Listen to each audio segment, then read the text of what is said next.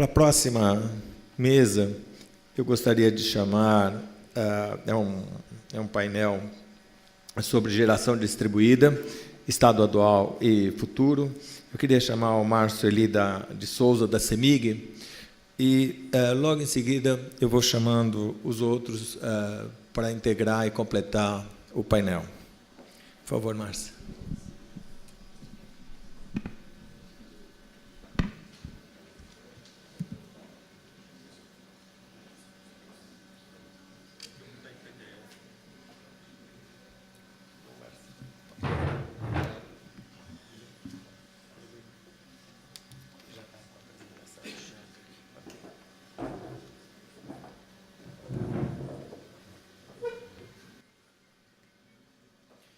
Boa tarde a todos. Agradecer o convite, né, para estar falando um pouquinho da experiência da CEMIG aí na geração distribuída. Apresentar para vocês alguns números, né. Quando a gente fala de geração distribuída, ela tem tudo a ver com a questão do Smart Grid, né, uma vez que ela vai mudar o panorama de operação e da forma que as distribuidoras vão enxergar a rede, né, essa geração distribuída, e ter a interação com as redes de distribuição. Aqui um recorte que eu fiz da Associação Europeia, né, do reporte deles de 2013, para a gente falar em geração distribuída.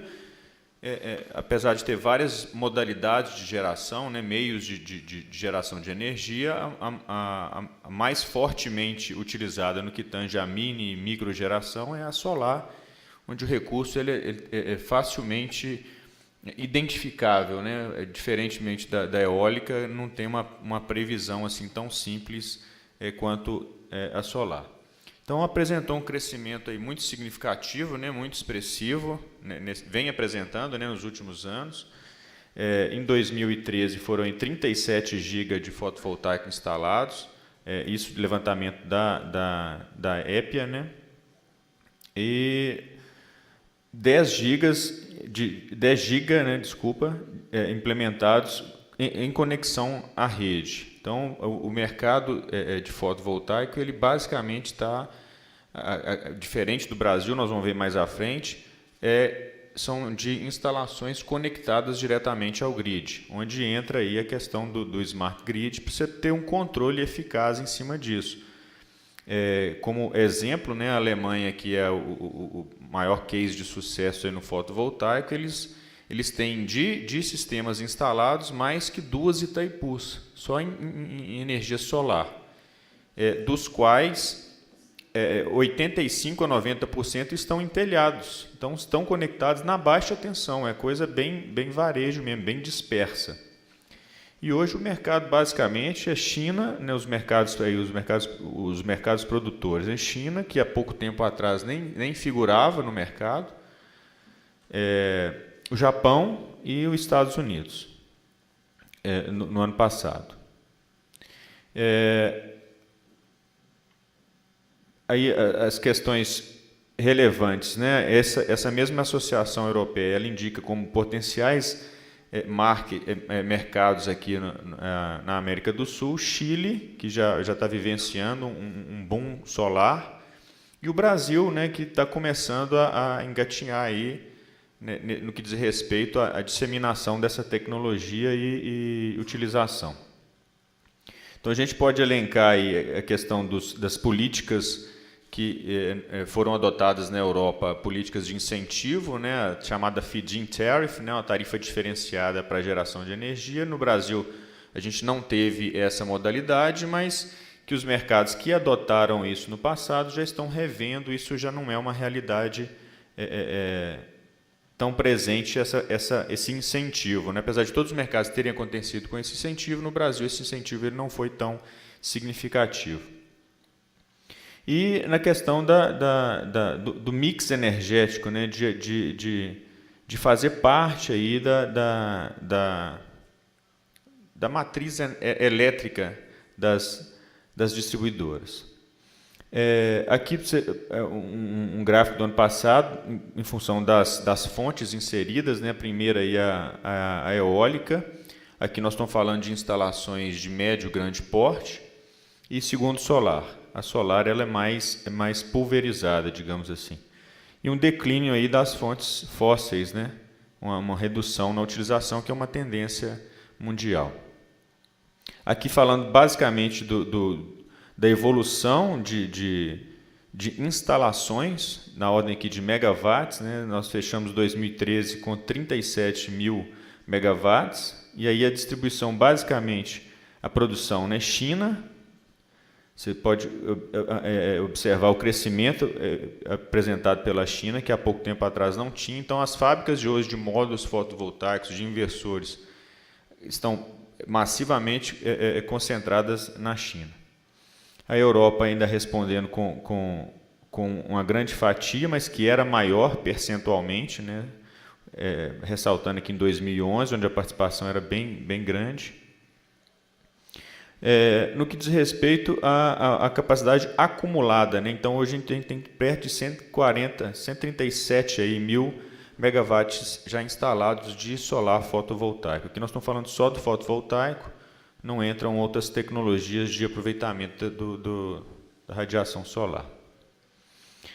A redução dos custos, né, parte dessa massiva utilização, desse crescimento significativo, se deve à redução dos custos.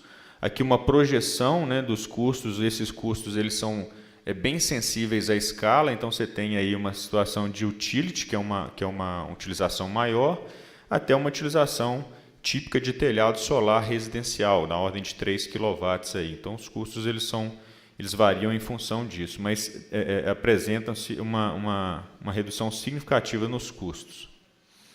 Quando a gente começou a trabalhar com isso em 2000 já antevendo a resolução da ANEEL, né, a resolução 482, que tratou da micro e mini geração distribuída, a gente falava em torno de R$15 mil o quilowatt-pico instalado em residências. Hoje, em Belo Horizonte, você consegue instalar com R$ 7.500. Então, nós estamos falando em menos de 3, 4 anos, uma queda abrupta nos valores. Realidade nossa, né? Aqui são cenários de penetração na Europa, um estudo similar ao estudo que foi feito no P&D estratégico, né, de Smart Grid, que foi feito em 3 cenários de aceleração, prevendo a participação de até 25%, cenário otimista, e um cenário mais conservador com a participação de 10% aí da matriz europeia com fotovoltaico. Nos Estados Unidos não é diferente esse crescimento, essa projeção, né?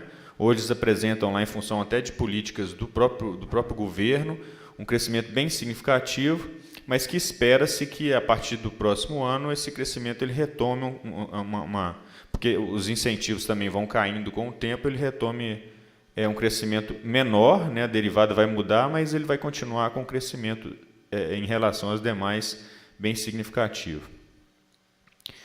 No que diz respeito ao Brasil, né, em comparação com o mundo, os nossos números são bem mais acanhados, né? A gente tem hoje cerca de 40 megawatts instalados, dos quais quase 80%, né, um pouco menos de 80%, são sistemas isolados. Então, aqueles atendimentos a famílias rurais, a comunidades rurais que estão distantes da rede, não chegou à rede elétrica ainda, então são atendidos com sistemas ou SIGFIS, né, que são os sistemas individuais, ou MIGDIS, que são aquelas mini-redes que tem muitos projetos, basicamente na Amazônia. As iniciativas que tendem a alterar esse panorama, né, e pegar o que o mercado mundial hoje se apresenta, que são a maior parte conectada à rede. Então, veio com a resolução 482, da ANEEL, o P&D da chamada 13, que vai agregar aí cerca de 25 megawatts na nossa matriz. Alguns projetos já estão em operação. Aqui tem a subestação de Tanquinho, né, da CPFL, que já está em funcionamento aqui em Campinas, então, e outras iniciativas. Leilões, né, leilões específicos, como o de Pernambuco, a gente vai ver mais à frente, do ano passado, os leilões da -5, que o governo já sinalizou. O governo de Minas também está com essa tratativa. E projetos relacionados à Copa, né? Sexta-feira passada entrou em operação o Mineirão. A gente conectou a usina solar do Mineirão, 1,42 megawatts, já está gerando e comercializando energia. Aqui números ANEEL, né? A ANEEL fez um apanhado aí, teve um workshop aí na ANEEL mês passado para tratar desse tema de geração distribuída. Então, levantamento entre as distribuidoras, as conexões por distribuidora. Conexões, a gente vê que onde a tarifa e a radiação ela forma um par, um binômio de atratividade para o negócio de geração distribuída, no caso aí Coelce e CEMIG, apesar de que esse número Coelce aqui, a ANEEL está colocando que ela tem 16 conexões. No BIG não tem 16 conexões, eu até vou mostrar num gráfico mais à frente.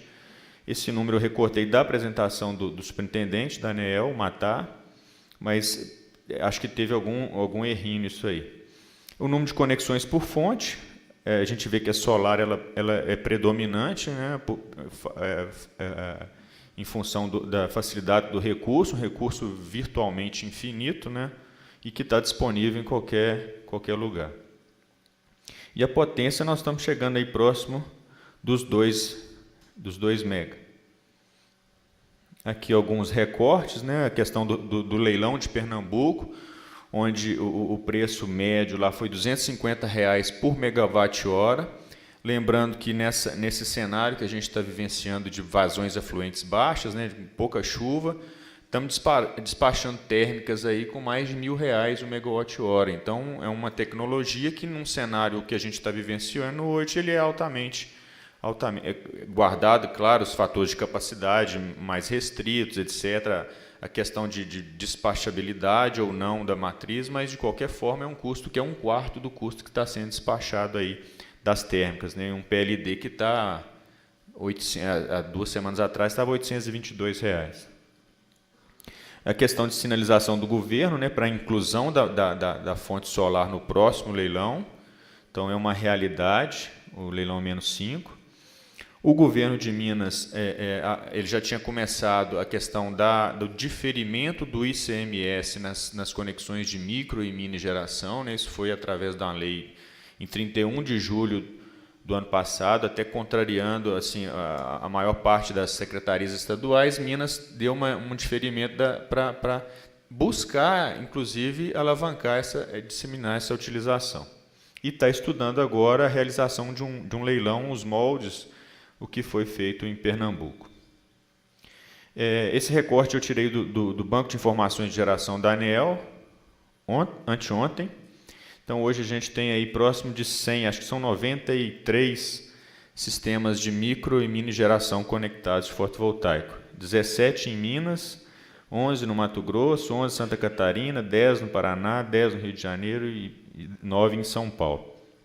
Então, são os registros que já estão lá na ANEEL. É uma questão que, às vezes, a indústria não está vivenciando o crescimento que se esperava, mas é uma coisa que tem vários fatores, inclusive culturais, aí, atrelados a isso, não só econômicos, porque quando você pega como exemplo o solar térmico, que é um recurso que se paga muito mais rápido do que o solar fotovoltaico, nem todas as casas têm, questão cultural, questão de dificuldade de implantação, tem uma série de outros fatores que estão atrelados a isso. Projetos de iniciação como do Instituto Ideal, né, projeto 50 telhados, que nasceu lá em Uberlândia. Uberlândia tem a primeira instalação fotovoltaica conectada no Brasil, nos moldes da 482, né, foi um visionário lá de uma empresa que bancou o investimento e começou, né, com essa 482. Ele é coordenado hoje pelo Instituto Ideal. Os números da CEMIG, né? A CEMIG hoje ele tem 53 solicitações de acesso, totalizando aí quase meio megawatt. Relacionamentos operacionais já assinados com os clientes são 18 e formalizados na ANEEL aqueles 17 que eu já mostrei. Então, está bem pulverizado no estado, né? Nós temos a maior concentração no leste de Minas, região de Valadares e Teoflotone, e no Triângulo Mineiro, na região de Uberlândia, que foi onde a empresa começou a disseminar essa tecnologia. Nós temos aqui, né, só reforçando, aqui está em número, em percentual de instalações, e aqui em potência instalada. basicamente seguindo a mesma divisão do que estava em número de instalações. Está bem pulverizado no estado, a gente teve uma série de dificuldades no que diz respeito a treinamento das pessoas para dar esse primeiro contato com os consumidores. O Minas é um estado bem disperso, né? A gente tem quase 8 milhões de consumidores, 7 milhões e 700 e alguma coisa. Então, tivemos dificuldade face a essa diversidade de localidades. Basicamente, são clientes de baixa tensão, né? Ligação direta e indireta. Média tensão são 3 casos apenas. Aqui a questão dos relacionamentos operacionais, são aqueles documentos que devem ser assinados com os clientes. E hoje a gente está ligado, já faturando, já gerando energia em casa e compensando 17 instalações, 29 estão em tratamento, em fase final, e 7 estão aguardando alguns questionamentos que a nossa engenharia fez aos clientes e estamos aguardando resposta. Bom, o que eu tinha para apresentar é isso, estou à disposição. Obrigado.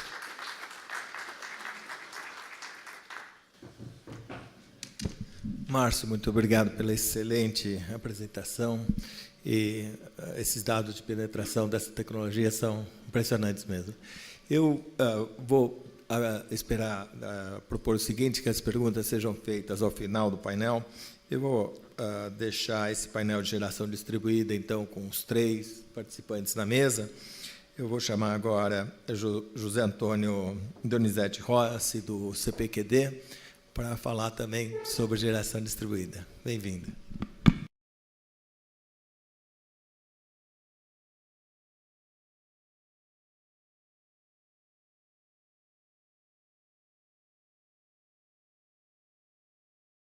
Necessidades até para trazer isso aí à discussão um pouquinho aqui. Eu já ia sair perdendo no volume de informações do Márcio aí que já... Bom, então vou falar um pouquinho o que já se teve aí na área de projetos de P&D, os estratégicos, de nova energia, o P&D ANEEL. Alguns desafios que eu listei aqui, que a gente pode discutir um pouquinho. Essa vinculação de Smart Grid com GD, né, com geração distribuída, e algumas conclusões. Bom, o primeiro bloco que teve aí, bom, como são tecnologias... Pelo menos a implementação delas em larga escala aqui no Brasil ainda é relativamente novo, né? Tem muitos desafios do ponto de vista de P&D. Um espaço interessante que teve foram, basicamente, esses de implementação real, foram esses 3 projetos estratégicos da ANEEL, que o Márcio tinha colocado já um pouco da solar fotovoltaica. Então, o 13, que foi o da inserção geração solar fotovoltaica, o 17 de eólica e o 14 que foi de biogás. Então, esses projetos basicamente foram de arranjo técnico e comercial, né? Quer dizer, você implementar uma usina de grande porte e verificar basicamente o que podia acontecer.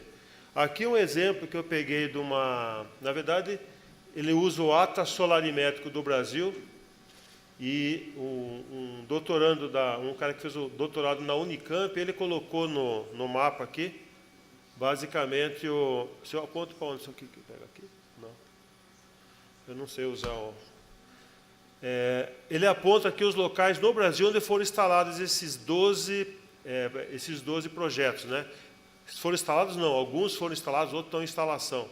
Aqui em São Paulo, que o Márcio tinha dito, tinha um lá em Campinas, do da CPFL, né? É o tanquinho.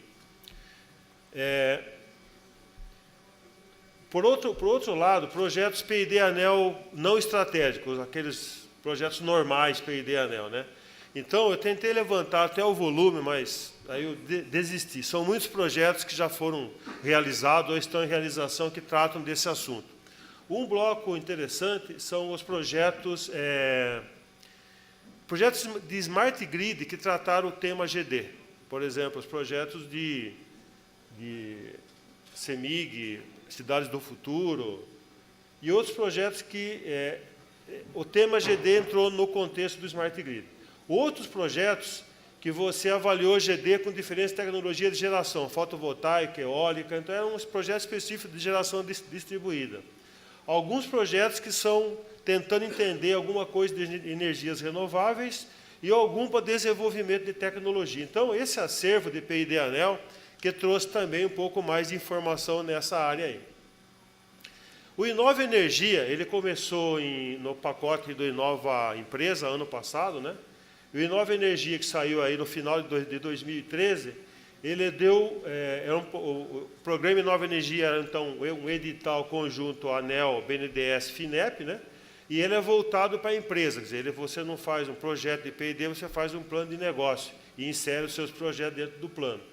E nesse contexto, a Inova Energia tinha duas linhas que se adequariam a energias renováveis de geração distribuída. A linha 1, que era redes elétricas inteligentes, Smart Grid mesmo, né, que eram os pilotos, soluções de software e equipamentos. Aí você tinha espaço para colocar alguma coisa nessa área. E a linha 2, que era especificamente geração de energia através de fontes alternativas. Um pacote de soluções para a cadeia fotovoltaica, né, que era ou de tecnologia para a produção de células fotovoltaica, de filme fino ou de silício, e um bloco específico para inversores e outros equipamentos. Um outro item da linha, que era a solução para a cadeia heliotérmica, e um último para soluções da cadeia eólica. Então, era o gerador, componentes, torres e pás. Então, o Inova Energia também trouxe um alento, assim, ele está ainda numa fase que agora que vão começar a ser estruturados os projetos, mas também é uma outra oportunidade para avançar nesse conhecimento. Bom, dado que já se fez, o que pode se fazer ainda, e como eu estava dizendo, Márcio, né, os projetos ainda estão incipientes, o volume de instalações, principalmente residenciais em baixa tensão, ainda são um número muito pequeno, então é uma hora interessante para avaliar quais seriam os desafios de PID. Algumas coisas aqui que eu listei, né? Primeiro, né, o bloco aí quando o GD você conecta a rede, você vai ter alguns impactos na rede de distribuição. A outra polêmica que tem é com armazenamento ou sem armazenamento de energia, e um pouco na área também de novas tecnologias voltadas para a geração distribuída. Então, a maioria das coisas que eu listei aqui, basicamente, é quando você faz cenários de implantação em larga escala de geração distribuída, principalmente na baixa tensão, e verificar que impacto que tem isso na rede de distribuição. Então, esses cenários podem envolver impacto na proteção elétrica da rede, se muda alguma coisa ou não.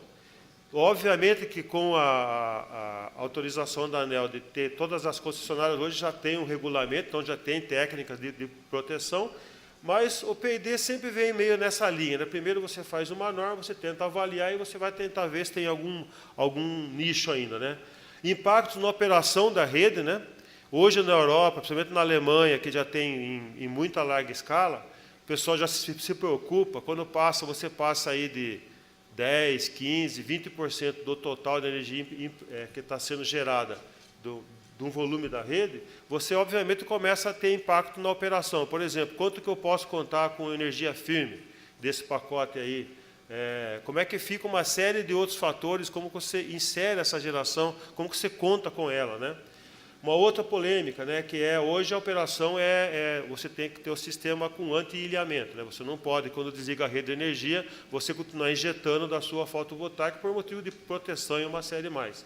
Mas se você quiser fazer um contexto de uma geração ilhada, né, que você desconecta da rede principal. Uma outra coisa, os impactos que tem isso na operação e nas intervenções de manutenção da rede.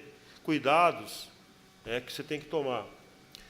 Uma série de itens que é pré-pagamento, que já foi citado aqui hoje na parte da manhã, tarifas diferenciadas, compensação de energia, que é a 482, se você, tudo aquilo que você gerar, você tem que ser compensado depois. Nesse sentido, o relacionamento com o consumidor, avaliar o comportamento dele com a geração, se ele tiver geração na própria residência, né, se ele vai mudar os hábitos dele. Um outro ponto que tem a ver com a questão do Smart Grid, né, quer dizer, uma geração dessa disseminada, é importante você ter uma infraestrutura de telecom para você comunicar o que está acontecendo, medição eletrônica, né? Outros itens ainda, qualidade de energia da rede, como que vai afetar isso? Será que vai afetar se for em grande escala?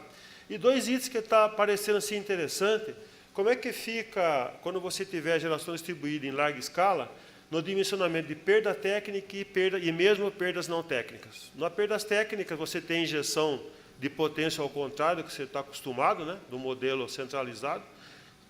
Tem algum impacto nisso em grande escala. E mesmo de perdas não técnicas, né, para você, se você fizer, por exemplo, um exemplo simples, se você fizer um balanço energético num poste que tem alguém fraudando e alguém injetando, fica mais difícil você fazer essa... Mas são coisas assim. Obviamente que o pessoal de P&D adora que tenha problema para eles pesquisarem. Então, é o nosso mundo, né? Na questão de armazenamento de energia, é muita coisa, porque você fica naquela polêmica de você vai fazer, precisa armazenamento, ou você considera o Brasil que tem, por exemplo, que é matriz energética basicamente hidrelétrica, né? Não, eu estou armazenando água quando eu estou injetando. Não, eu vou armazenar localmente em cada residência ou centralizada. Que tecnologia eu usaria para armazenamento? Tem baterias hoje muito mais modernas, né? Tem tipo célula combustível. Qualidade de energia, quando você tem bateria com acumulador de energia com GD. Também os procedimentos de operação, manutenção também mudam, né? Então, o mundo hoje também na parte de armazenamento de energia está mudando muito, muitas tecnologias novas, que você fica avaliando quanto que isso vai valer a pena técnico e economicamente. Em tese, né, se você tivesse um armazenamento garantido, você poderia, por exemplo, reduzir energia no consumo na hora de pico, postergando investimento, que é um sonho também da concessionária. Mas como fazer isso, né?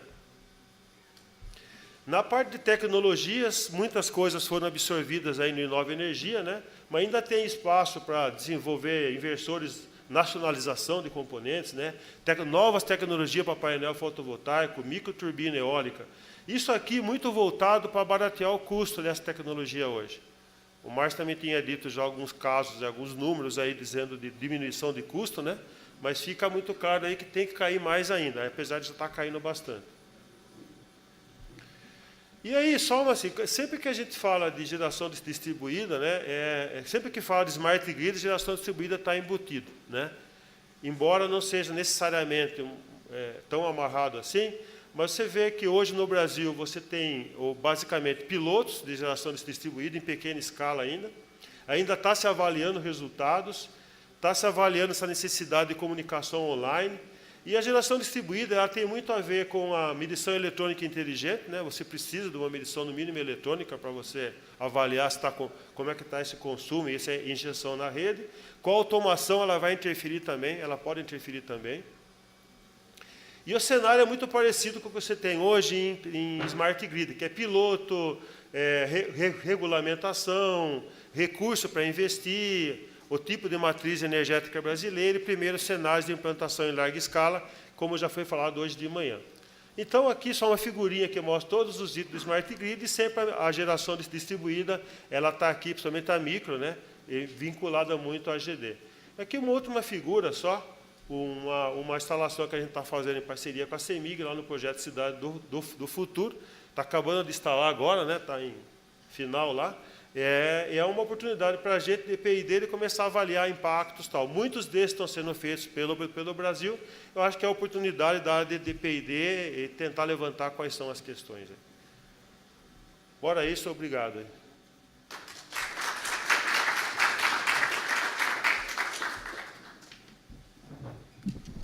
Obrigado, José Donizete. Nosso terceiro palestrante sobre o assunto das centrais de Goiás, da CELG, distribuidora, Rafael Nielson, por favor.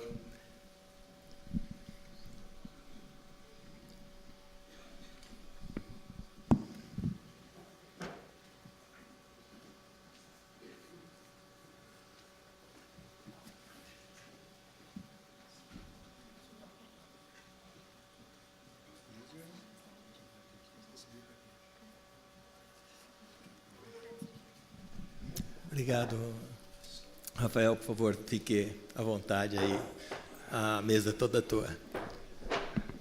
Obrigado, boa tarde, senhores componentes da mesa, boa tarde, senhores. É um prazer estar aqui.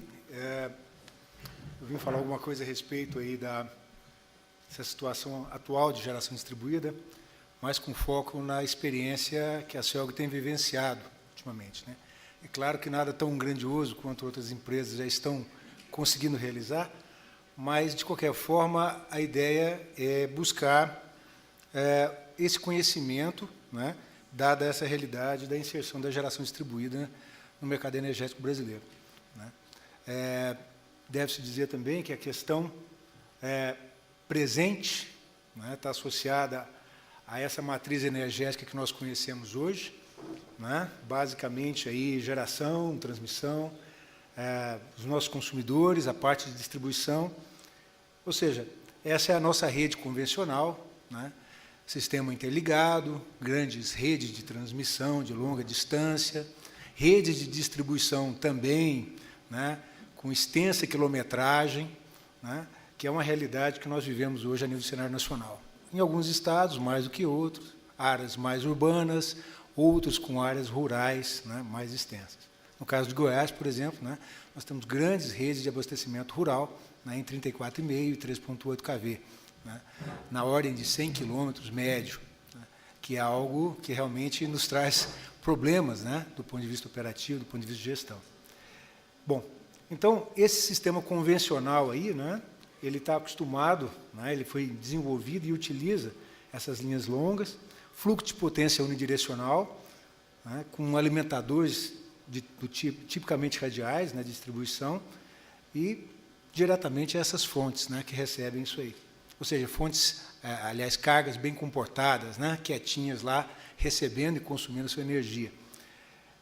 O dimensionamento, né, desses sistemas, né, é padronizado para os transformadores de distribuição e a seção dos condutores dos alimentadores. Ou seja, os projetos, né, para esses sistemas está acostumado a tratar a energia do ponto de vista unidirecional, tanto do ponto de vista das redes quanto dos transformadores em si, né. Nós não estamos aí pensando em fluxo reverso de energia. Esse é o padrão tradicional nosso.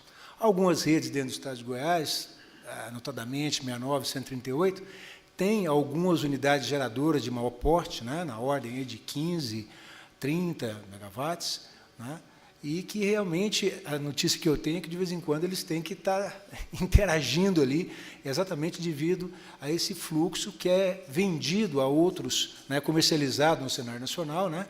Então, essa questão aí, tanto da regulação de tensão, quanto dos problemas relativos ao fator de potência, tem que ser tratado diuturnamente, né, para que se mantenha o sistema operando de forma adequada. Futuro, né, nós vamos conversar aqui também de futuro, e ter bola de cristal não é uma coisa fácil, né, ter respostas para muita pergunta aí que a gente nem sabe ainda como é que elas vão ser formuladas, né, não é fácil. Principalmente dentro desse cenário com relação à geração distribuída, em que, né, essa geração está inserida dentro do contexto de Smart Grid. Na verdade, falar em geração distribuída sem falar em Smart Grid, né, está faltando alguma coisa. Aliás, faltando uma peça importantíssima e imprescindível para que essa geração distribuída possa ser implementada de uma forma segura, tanto do ponto de vista do nosso cliente, tanto do ponto de vista operacional das distribuidoras de energia, né? Ou seja, o desenho aí ele é bem claro, né? Ele estabelece uma correlação em todos os níveis. E lá no meio nós temos um console, né? Nós temos um console que demonstra a dependência da tecnologia da informação e dos meios de telecomunicação. Ou seja, mesmo a GD ela está intrinsecamente amarrada, né? E o sucesso da GD está amarrado desses processos de telecomunicação e de tecnologia de informação. Ou seja, não é à toa que está aí ao centro, né, no desenho, mostrando a interligação com todo tipo de estrutura possível. Bom, daí nós temos o sistema convencional mais a geração distribuída. Aqui mudou o cenário, né? Aqui nós temos uma instalação de cargas, né, junto, né, sistemas de geração distribuída junto às cargas. Fluxo de potência deixou de ser unidirecional. E a segurança da operação e manutenção ele sofre impactos, levando a mudança de paradigma, né, e levando também a uma análise de caso a caso. Ou seja, aquela análise simplista que a gente fazia, é claro, simplista entre aspas, né, vai levar a uma análise mais profunda, né, de cada situação e como, né, o grau de penetração daquela instalação de geração distribuída no nosso sistema. E essa tendência de evolução da topologia para a malha, né, com a aplicação de técnicas de rede inteligente. Aí a gente enfrenta uma situação, né? Nós temos aí essas setas entrando e saindo para todo lado, mas nós não podemos esquecer que nós temos um sistema hoje já instalado, de grande porte unidirecional. E esse sistema, com geração distribuída, ele vai se sobrepor a esse sistema pré-existente. Como é que esses dois sistemas vão conviver de agora para frente, né, é o que nós vamos ter que determinar a nível de mercado, a nível de soluções técnicas viáveis que permitam uma operação segura desse sistema, como também da manutenção, né, que envolve pessoas, envolve tempo, envolve fornecimento, né, e qualquer dano que venha acontecer por uma falha ou inexperiência na aplicação de novas técnicas, né, na operacionalização e manutenção de geração distribuída, pode levar a falhas enormes, né, que pode tirar o sistema aí, né, numa falha comum que tira aí por 30 minutos, venha tirar o sistema, né, por 1 hora, 2 ou até mais horas, né, prejudicando tanto o consumidor quanto a própria distribuidora. Isso é uma questão que tem que ser realmente vista do ponto de vista da análise de proteção, né, que é uma coisa bastante importante, principalmente com relação a fluxo bidirecional. Os equipamentos vão mudar, gente. Eles vão ter que enxergar nos dois sentidos. Nós vamos ter que entender o que está acontecendo lá na nossa carga, que deixa de ser uma carga, digamos, passiva e passa a ser uma carga ativa que interage na rede. Nós precisamos saber o que está acontecendo dentro da casa do nosso cliente, né? O que é que ele está fazendo com aquela energia, se ele está jogando para a nossa rede, se ele está consumindo e em que condições isso está acontecendo, né? Aquela visão burra de, não, eu ligo a chave aqui na minha subestação e está tudo muito bem, como não caiu o sistema, né, está tudo jóia. Não dá mais para pensar assim, né? E, nesse ponto, o Smart Grid vem aí como uma solução para alavancar, né, essa situação aí com a geração distribuída. Bom, isso aí é um quadro desde 1850 até 2025, em termos de projeção, em que mostra claramente o que vai ou o que está acontecendo com a energia, né? No caso, se vocês observarem, a biomassa ela tem uma tendência, ela caiu, né, até 1975, e tem uma tendência a estabilizar, mesmo porque muitos sistemas renováveis, ditos renováveis, estão aplicando, né, a parte de biomassa. O carvão ele teve o seu pico lá por 1900 e pouco, 1925, mas ele também tem uma tendência, né, com as reservas mundiais que ainda existem, e é muito utilizado, principalmente em Europa e outros países, né, do leste europeu. E, aí, no caso, os sistemas de combustíveis dito modernos, né? Eu não sei se eu concordo muito com esse termo, mas modernos, mas pelo menos sustentáveis. E aqui está citado o óleo, o gás e a eletricidade. O petróleo ele é um insumo energético múltiplo. Ele não serve só para gerar energia. Dele nós retiramos todo tipo de matéria-prima possível aplicado na nossa sociedade. Polímeros de todo tipo, né, com utilização em larga escala na nossa indústria. Então, o papel energético, né, no caso do petróleo, ele ainda vai persistir por algumas décadas, ou o tempo que a gente conseguir extrair isso de forma comercial, né? Ele tem o papel dele, ele tem o lugar dele. É claro que precisa ser reavaliado. A exemplo, né, das nossas térmicas aí, e, como foi dito agora há pouco, aqui, valores acima de R$1.000, né, megawatt-hora, o que realmente vai onerar bastante o consumidor em breve, né, espaço de tempo. Mas, de qualquer forma, essas energias modernas, né, é que tenderão a tomar o mercado de agora para frente. Como nós vamos nos relacionar com elas, né, como é que vai ser o aspecto de geração, isso vai depender de como nós vamos interagir nos processos dessa geração e como é que isso chega no nosso cliente, né.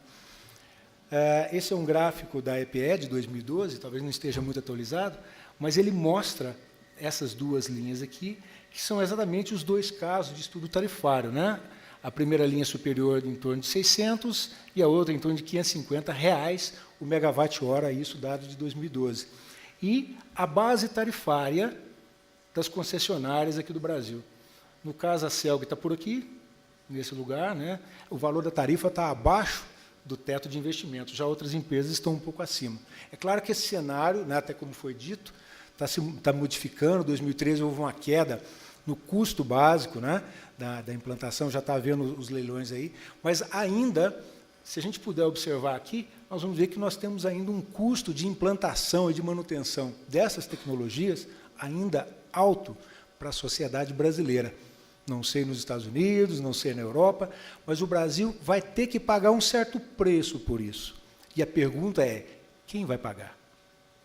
Alguns dizem, não, o pessoal das distribuidoras, está todo mundo aí, né, extremamente preocupado. Nós é que vamos pagar a conta disso aí. Né, vai sair de onde? Né?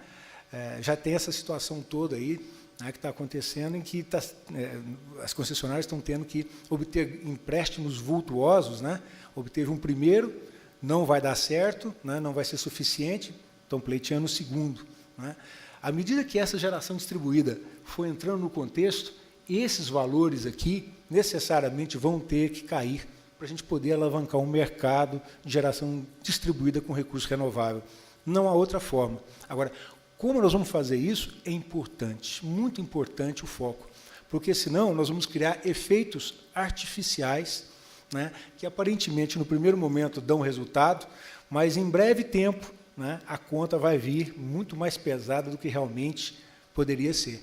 Né. Então, a estruturação de um mercado adequado, nacionalização de produtos e de outras tecnologias para alavancar a geração distribuída, realmente é algo interessante e importante.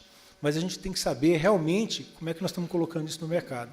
As concessionárias, assim como as empresas ligadas ao setor elétrico, elas realmente precisam, vamos dizer assim, entrar num acordo, né, de como alavancar toda essa tecnologia para que a gente não pague um preço alto demais ou se torne, talvez, até impagável.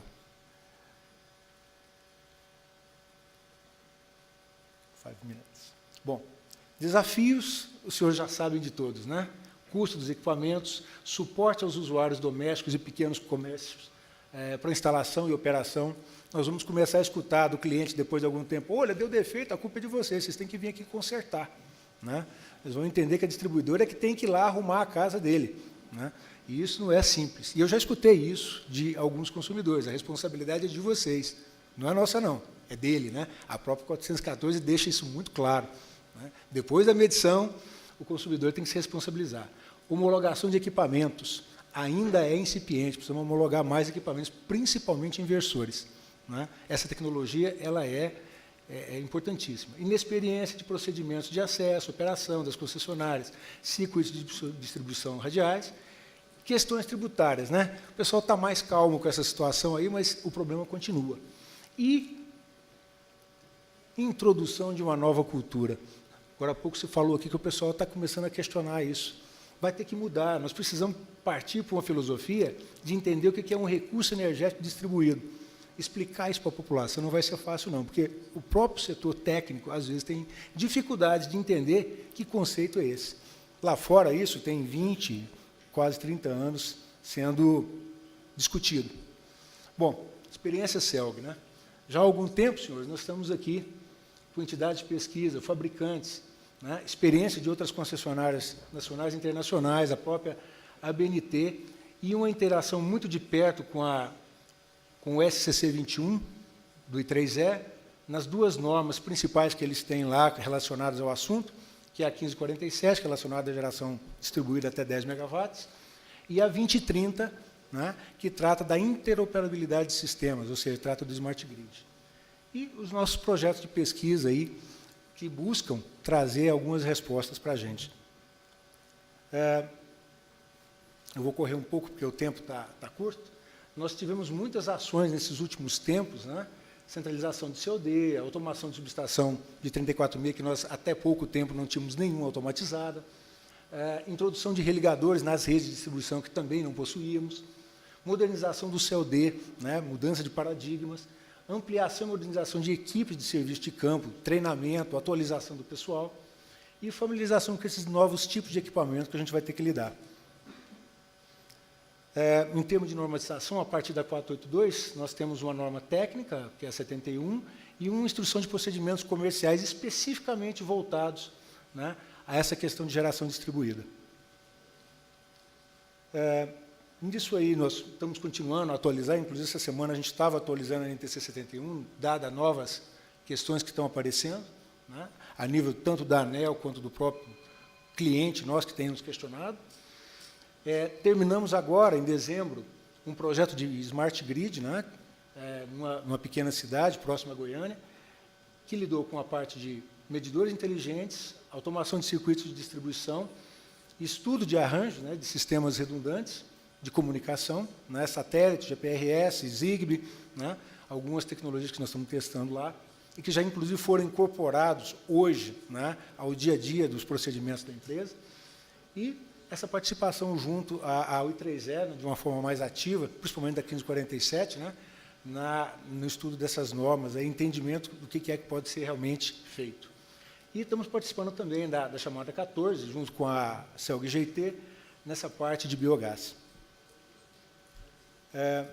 Dos projetos executados, então, né, esse que nós acabamos de terminar agora em dezembro, uma aplicação de R$ 1.500.000, e, em termos de resultados obtidos, eu acho que ele foi muito além do que a gente pretendia, né, que envolveu a integração dos setores envolvidos, ampliou muito o escopo, né, o próprio projeto foi necessário ampliar o escopo dele, devido até o que apareceu de oportunidade, e essas implantações de soluções pilotos atingiram o alcance esperado, já estão integradas na base do nosso sistema, e contribuição para o desenvolvimento de ações de amplo espectro, da qual nós vamos falar rapidamente aqui. Esses aqui são os modelos sistêmicos, né, baseados e aderentes à I3E 2030, eu não vou ter tempo para discorrer sobre eles. Isso também é a nossa visão de roadmap. Nós estamos mais ou menos aqui nesse momento em que a DG, né, está entrando na nossa programação junto com a estrutura AMI e ONS, que nós já estamos instalando. E aqui é apenas a arquitetura referencial, na qual, né, geração e os recursos energéticos distribuídos estão inseridos dentro de um contexto de AMI e automação de distribuição. Não dá para falar disso sem falar desse restante aqui, em termos sistêmicos. Tá? Isso aqui já está pronto, né, e aguardando só a instalação dos religadores, que é justamente a arquitetura de integração do Smart Grid com o CLD. Né? Então, nós temos toda a estrutura de campo interligado já ao SAG, né, que é o software de SCADA que nós utilizamos. Ele foi todo voltado ao centro de operação. Ele já existe no centro de operação do sistema e agora está no centro de operação da distribuição. E essa é a configuração básica, né, que nós temos com os firewalls, né, e a nuvem, né, do sistema de operação que hoje nós estamos adotando, a princípio, o GPRS. Nós fizemos já várias simulações, falamos em proteção aqui, né, nós temos várias simulações já com lógica de proteção para esses religadores, sistemas, inclusive, de estudo em self-healing, né, e aqui a parte dos resultados que nós obtivemos, né, justamente dessas simulações de operação desses religadores, né, para a proteção. Isso está sendo transplantado em termos práticos nas lógicas para dentro do SAG, para a operação do nosso sistema. Bom, acabamos de aprovar, né, 2 novos projetos que são derivados desse primeiro projeto de Smart Grid, um que é de 51 telhados nessa cidade, Nova Veneza, onde aconteceu o projeto inicial, né, 1.998.000 em 24 meses, e um outro para validação de arquitetura de automação de rede, né, envolvendo técnicas avançadas de self-healing. Ou seja, nós vamos dar continuidade com 2.150.000 aqui, mais 24 meses, com os religadores que estão sendo instalados no nosso sistema. Nós temos uma parte de AMI, né, está sendo instalada agora, são 3.000 pontos, 1.000 classe A e 2.000 classe B, está tudo sendo implementado. Ele tem aquela estrutura MDC, que é o gerenciador de comunicação, o MDM com a parte de banco de dados, e a interligação com os sistemas legados da empresa, né? Ou seja, toda essa informação é levada tanto para a área comercial quanto para a área operacional. A automação, né? Nós estamos implantando 255 religadores em áreas estratégicas, né? E interligando junto com o SAG e COD, e fazendo toda a estruturação metodológica de proteção, de coordenação inteligente, exatamente para a gente. Não é só colocar o equipamento lá no campo, né? O negócio é botar todo mundo para conversar e poder extrair informação. Futuro, 3 a 5 anos, está todo mundo fazendo isso, está todo mundo fazendo medição inteligente, está todo mundo conversando em automação da distribuição. 5, 10 anos, geração distribuída vai ser o palco da nossa discussão, até mesmo pelo crescimento dela no cenário da distribuição. Micro-redes, estava justamente conversando com um colega ali agora há pouco, nós vamos ter que aprender a trabalhar em clusters, botar os equipamentos para conversar entre si localmente, para agilizar e reduzir os problemas, né, operativos que nós temos. E um assunto importantíssimo, que ainda está pouco conversado, que é o problema de cybersecurity. E, junto com ele, aquele IoT, né? Internet of Things, que vai entrar para dentro do nosso contexto, e alguém vai falar, mas isso não é um problema da distribuidora. Vai passar a ser direta ou indiretamente, quando todo mundo quiser começar a interligar coisas na rede, né? E aí nós vamos ter que ver o que vai acontecer com isso tudo. O futuro, né, está aí, a médio prazo, essa situação de aplicações de tecnologia AMI, nós vamos ter aplicações, nós vamos cair para dentro da nuvem, utilizando todo tipo de protocolo e sistema possível, tá? E nós vamos ter uma desagregação, pelo menos o que eu tenho visto, né, aí nas concessionárias, dos meios de telecomunicação convencionais. As operadoras de telecom, que nos desculpem, mas eles não conseguem garantir o nível de sinal, continuidade do serviço, né, para que esses sistemas, que por vezes são essenciais, possam ter sua continuidade. Ou seja, está todo mundo partindo para sistema de telecom proprietário, né. A exemplo da própria Light, né, eles acabaram de soltar, né, 750 milhões, né, 1 milhão de medidores, e a rede que eles vão fazer de telecom é proprietária, né. Isso acabou de acontecer. Eu até coloquei esse exemplo aqui por conta disso. No final das contas, o que nós vamos fazer com tudo isso? DECFEC, TMAE, e a geração distribuída está nesse contexto, né. O pessoal já falou muita coisa aqui a respeito das consequências, né? Não vou ficar reprisando isso, mas vai interferir também nessas questões aí operativas que nós vivemos, né? Automação, sistemas de distribuição radial, rede longa, problemas de proteção e operação não gerenciáveis, né? Que nós vamos passar a ter, por exemplo, regulação de tensão e regulação de fator de potência, que hoje, a nível internacional, é a grande briga, é a grande discussão. Tá? Vocês podem pegar qualquer revista, qualquer paper, uma das discussões, inclusive motivo de revisão de norma internacional, está sendo as questões de regulação de tensão, frequência e o problema do reativo, né? Ou seja, dentro desse contexto aí, o nosso futuro, pelo menos a médio prazo, curto, médio prazo, é continuar lidando com a parte de medidores, né? Automação da medição, medição inteligente, buscar a informação do nosso cliente para poder operar melhor, né, as relações técnicas e comerciais com esse cliente, né, agregada também a situação que a geração distribuída vai trazer em conjunto, em termos operativos e comerciais também. Agradeço a todos a oportunidade, espero ter conseguido ser claro do meu ponto de vista. Obrigado. Muito obrigado. Gostaria de agradecer aos 3 palestrantes pelo excelente nível das